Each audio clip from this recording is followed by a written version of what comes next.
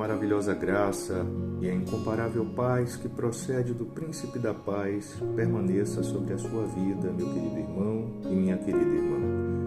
Nós estamos em contagem regressiva para observarmos uma data extremamente importante no calendário cristão. Eu me refiro ao Dia da Bíblia, observado anualmente no segundo domingo de dezembro e que neste ano cai justamente no dia 14 de dezembro que está por vir. E nós iniciamos aqui uma jornada de 21 dias em observância à importância da Palavra de Deus para as nossas vidas. E por que 21 dias? Porque este número coincide com a divisão em capítulos de um livro de extrema importância nas Escrituras. Um livro que, segundo o estudioso D.A. Carson, talvez entre todos os evangelhos seja o mais utilizado pelos cristãos de todos os tempos. Eu me refiro ao Evangelho de João, utilizado para evangelizar as diversas faixas etárias, desde crianças, passando por jovens e adultos, até os idosos.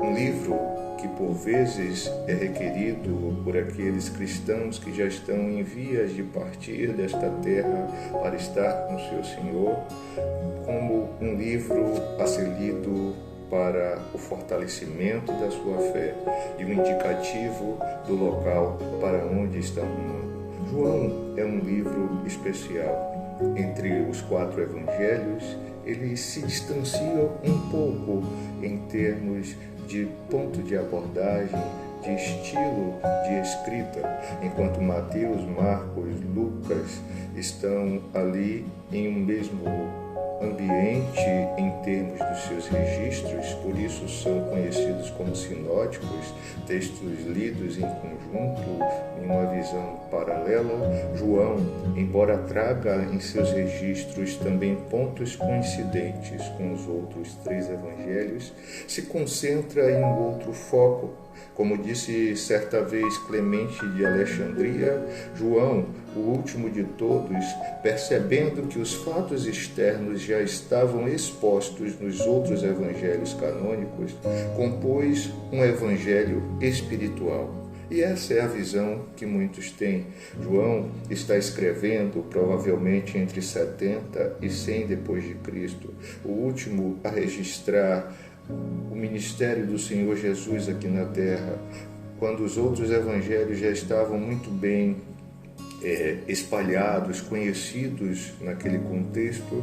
Então João, agora escrevendo tanto para judeus quanto para gregos, se concentra em outro foco, entendendo que o seu público era composto de pessoas influenciadas pela filosofia grega, que entendia que a matéria era má, que o corpo humano, que tudo que nós observamos nesta terra era mau e que, portanto, não tinha vínculo com o espiritual, porque a parte divina é boa, e, assim sendo, levava a um fim terrível na sua conclusão de que Deus jamais poderia ter contato com o ser humano, especialmente no que diz respeito à possibilidade do Deus se encarnar, como foi o caso do Senhor Jesus. João nos orienta para o céu. João nos leva a entender o que havia antes de todas as coisas, e como ele aponta, e nós leremos em instantes, o que havia antes de todas as coisas era a plenitude de Deus, era o Verbo vivo, o Verbo que era Deus, que estava com Deus, e sem o qual nada do que foi feito teria sido feito. Mas João também escreve para judeus, então ele está, além de tudo, comprovando que Jesus, 100% homem, era também plenamente Deus. Ele está apontando a realidade do Messias que estava por vir à terra, e que este verbo que se fez carne era o Messias enviado para os seus que não os receberam. Mas ele nos revela uma verdade sublime quando diz que a todos quantos o receberam, estes foram feitos filhos de Deus.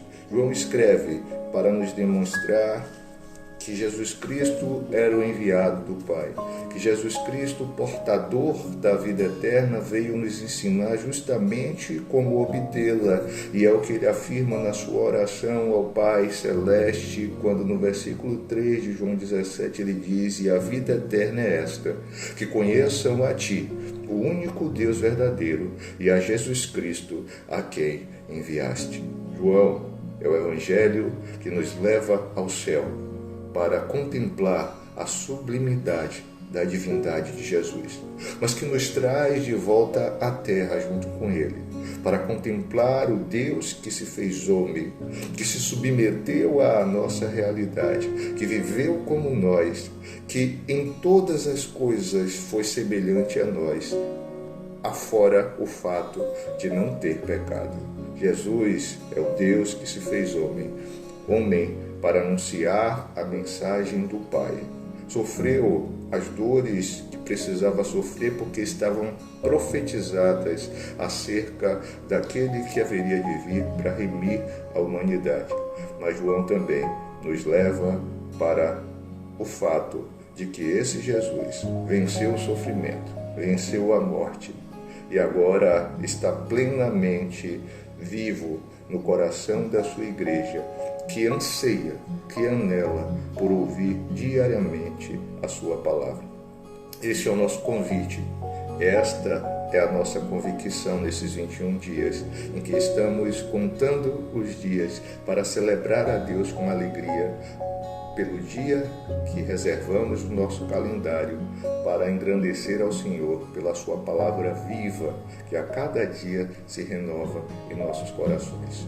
Vamos juntos nessa jornada rumo ao dia da Bíblia, com a leitura diária do livro de João, o Evangelho de Jesus Cristo, segundo o registro inspirado de João. E que, portanto, Deus nos abençoe.